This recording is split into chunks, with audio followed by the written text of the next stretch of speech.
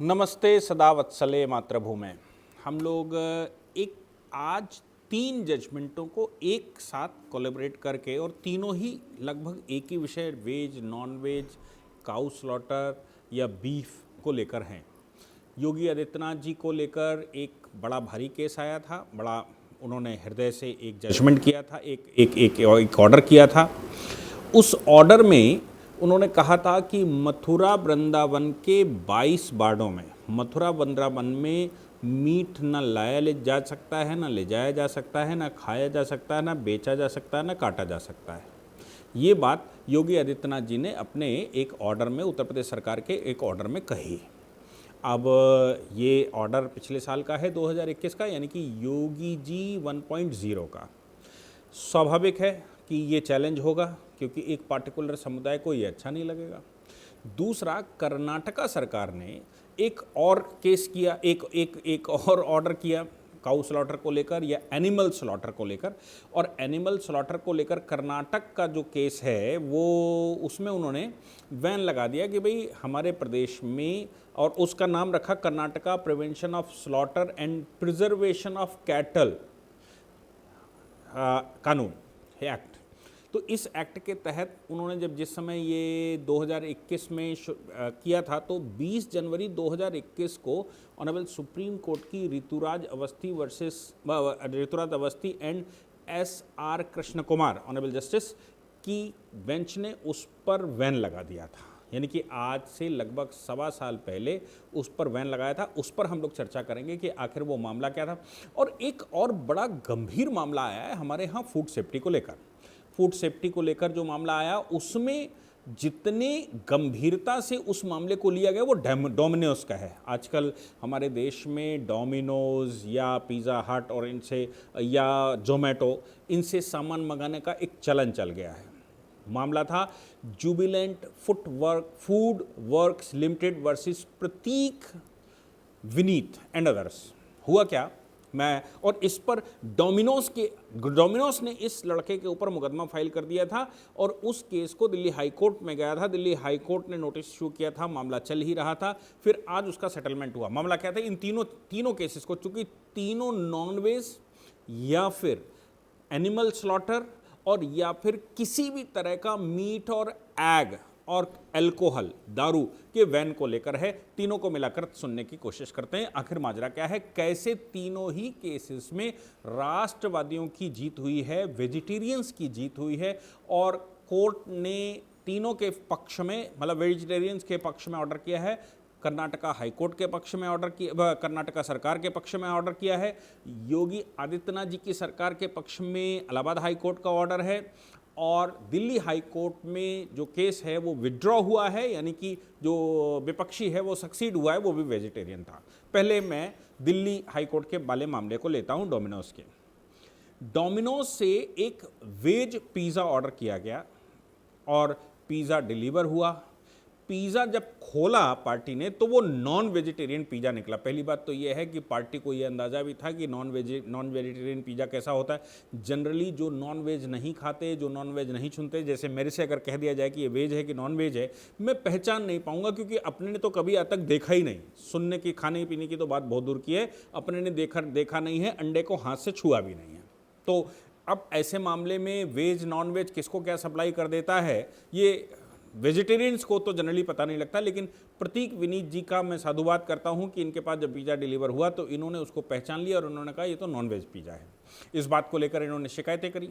शिकायतें करने के बाद इन्होंने क्या किया कि जो कंपनी है, कंपनी के जो मैनेजर हैं या जो केयर टेकर हैं या जो मुख्य आदमी थे, उनके फ़ोन नंबर ट्विटर पर ट्वीट कर दिया और ये कहा कि भैया ये लोग हैं जो नॉन वेजिटेरियन पिज़्ज़ा सप्लाई कर रहे हैं, जबकि मैं वेज हूँ और वेजिटेरियन पिज़्ज़ा मुझे मिलना चाहिए था, लेकिन ये नॉन वेजिटेरियन पिज़्ज़ा इन्होंने जानबूझकर दे दिया। मामला खूब चला, तूल पकड़ा देश भर में डोमिनोज को लेकर, ये सब कुछ चला। तो डोमिनोज ने क्या किया, यानी कि जुबिलेंट फूड वर्क्स लिमिटेड ने क्या किया कि इस लड़के के खिलाफ रिस्ट्रेन का एक केस दिल्ली हाई कोर्ट में फाइल कर दिया और ये कहा कि भाई ये हमको हैरेस कर रहे हैं और ये ज़बरदस्ती हमारी मार्केट ख़राब कर रहे हैं और जो लगा सकते थे।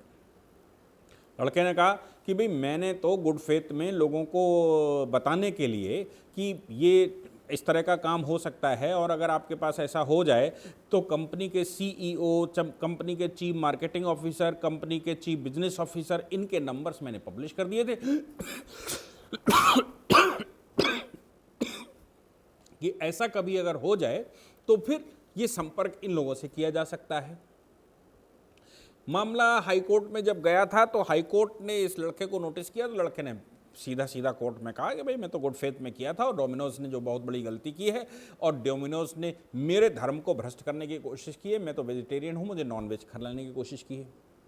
मामला बढ़ता गया। जब इस पार्टी को ये लगा कि मामला और तूल पकड़ जाएगा, केस लंबा खिंच जाएगा, तो फिर इन्होंने आउटसाइड ऑफ कोर्ट लड़के को सेटल कर लिया, और सेटल करने के बाद केस हैज़ बीन विड्रॉन, और इन्होंने केस विड्रॉ कर लिया। तो हाई कोर्ट ने फिर मामला डिसमिस करते हुए केस को आगे बढ़ाया। अब मामला देखिए कितना गंभीर विषय था कि भारतवर्ष में श्रद्धा रखने वाले लोग हम हमेशा देखते आए हैं जमाने से मतलब मैं युगों युगों की बात करूं कि भगवान राम बैठे हुए हैं और रावण के लोग वहाँ हड्डियाँ डाल देते हैं, लोग साधु वहाँ पूजा कर रहे हैं, संत वहाँ पूजा कर रहे हैं, और वहाँ हड्डियाँ डाली जा रही हैं, एल्कोहल पिया जा रहा है। तो राक्षस बनाम संत सदैव से रहा है, आज भी वैसे ही चल रहा है। तो डोमिनोज को, कोई पिज़्ज़ा को, तो मुझे लगता है इस पर बैन कर देना चाहिए, क्योंकि ये तो बहुत गंभीर विषय है। हालांकि वो आउटसाइड ऑफ कोर्ट सेटल हुआ, लेकिन पूरे देश को पता होना चाहिए कि मामला क्या है। मैंने केस का नाम आपको बताया, उसको भी ध्यान रखना चाहिए। ऑनरेबल जस्टिस अनूप भंभानी का ये जजमेंट है। ओके, अब दूसरी बात आती है कर्नाटक की। कर्नाटक में सरकार ने एक कानून पास किया, और उस कानून में कर्नाटक सरकार ने ये कहा कि भाई हमारे प्रदेश के अंदर सेक्शन 5 के अनुसार, मतलब इस एक्ट के सेक्शन 5 के अनुसार, अगर हमारे प्रदेश में कोई मीट काटेगा, बेचेगा, एनिमल्स की सप्लाई करेगा, एनिमल्स का ट्रांसपोर्टेशन करेगा, एनिमल्स इधर से उधर ले जाएगा, तो फिर वो आरोपी, वो अपराधी होगा। अब ट्रांसपोर्टेशन के मामले में इन्होंने एक बात और उसमें एक्सेप्शन में कह दी थी, और एक्सेप्शन में जो बात कही उसमें इन्होंने ये कह दिया कि साहब इन मामलों में केवल एग्रीकल्चर पर्पस से अगर कोई जानवर इधर से उधर ले जाया जा रहा होगा तो कोई समस्या नहीं है। मामला हाई कोर्ट चला गया, कुछ अपने मुस्लिम ब्रदर्स लेकर हाई कोर्ट पहुंच गए, और उन्होंने हाई कोर्ट से कहा कि साहब ये तो बड़ा गड़बड़ हो रहा है। केस का नाम है Mohammad Arif Jamil versus state of Karnataka. दूसरा एक और इसमें बड़ा अच्छा हो गया, वो अच्छा ये हो गया कि मुस्लिम कम्युनिटी एक तो ये कहती है हमारे यहाँ जातिवाद है नहीं, हम तो जातिवाद मानते नहीं, एक अल्लाह है, एक उसके नबी हैं, और हम एक ही थाली में खाने वाले हैं। दूसरी तरफ मुस्लिम समुदाय की एक दलित कम्युनिटी, उसने एक एप्लीकेशन फाइल करी और ये कहा under article 29 protection of the interest of minorities constitution के, अगर सरकार को ये, और इसका नाम रखा दलित संघर्ष समिति। आप सोचो, दलित संघर्ष समिति ये कहती है कि अगर इस कानून का इम्प्लीमेंटेशन हुआ तो ये बहुत बड़ा कुठाराघात होगा, हमारे व्यवसाय पर बहुत बड़ी समस्या खड़ी हो जाएगी। खैर, हाई कोर्ट ने पिछले साल इस कानून पर बैन लगा दिया था, और कहा था कि भाई ये जो ट्रांसपोर्टेशन करने वाला मामला है, इस पर हम फिलहाल बैन लगाते हैं, सब कुछ चलता रहेगा, क्योंकि राज्य सरकार ने ये कहा था इस पर हम प्रॉपर रूल्स और गाइडलाइंस बनाएंगे। सरकार ने गाइडलाइंस बनाई, हाई कोर्ट में लगाई। जैसे ही सरकार ने हाई कोर्ट में गाइडलाइन लगाई, हाई कोर्ट ने कहा कि जानवरों का बेचना, जानवरों का ट्रांसपोर्ट, जिस पर पूर्ण रूप से कानून बनाया गया है सरकार के द्वारा, उस कानून को अब हम इम्प्लीमेंट करते हैं, इम्प्लीमेंट करने की अनुमति देते हैं, और जो हमने रिस्ट्रिक्शन लगाए थे वो हटाए जाते हैं। अतः अब अगर कोई व्यक्ति मीट बनाने के पर्पज़ से, जानवर को काटने के पर्पज़ से एक स्थान से दूसरे स्थान पर ले जाता है तो 5 लाख रुपए जुर्माना, 3 साल की सज़ा, कम से कम 3 साल की सज़ा और मैक्सिमम 7 साल की सज़ा, या दोनों, और 50,000 रुपये से लेकर 5 लाख तक का जुर्माना, और बारंबार करने पर जुर्माना 10 लाख रुपए तक एक्सटेंड हो सकता है, और सजाएं भी बढ़ाई जा सकती हैं। ये हाई कोर्ट ने सैंक्शन कर दिया, यानी कि कर्नाटक में भी अब जानवरों का लाना ले जाना आपको वैलिड परमिट चाहिए होगा। एग्रीकल्चर पर्पस से लेकर जा रहे हैं ये आपको सिद्ध करना पड़ेगा, अदरवाइज अगर कर्नाटक की सरकार या कर्नाटक की पुलिस पकड़ लेगी तो आप आरोपी, आप बड़े दोषी हो जाएंगे। अब आते हैं मथुरा वृंदावन वाले मामले पर। ऑनरेबल हाई कोर्ट में मथुरा वृंदावन को लेकर केस फाइल हुआ था और उस केस में ये आरोप लगाया गया था कि साहब इन्होंने बैन कर दिया, एक बार समझ में आती है, लेकिन अब पुलिस हैरेस कर रही है कि कोई सामान इधर से उधर ले जा भी नहीं सकता, यानी कि कोई मीट या लिक्वर यानी कि दारू या फिर अंडा एक स्थान से दूसरे स्थान पर ले जाता है तो पुलिस पकड़ लेती है, और पुलिस पकड़ लेती है तो साहब ये गलत है। हाई कोर्ट में मामला चला गया।